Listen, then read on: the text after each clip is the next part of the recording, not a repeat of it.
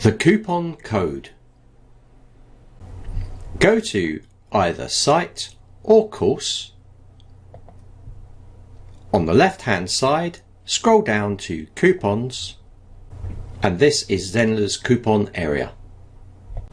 So the coupon code is the code that the coupon will use. You can get Zenler to create a code for you by clicking in here, or you can type your own code in here.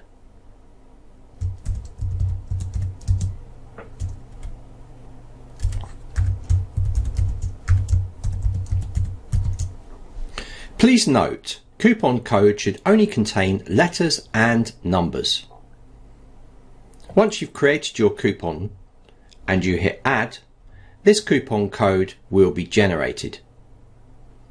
Please note that you can send this coupon code to your users and they can redeem this on checkout for the specified course that you created the coupon for.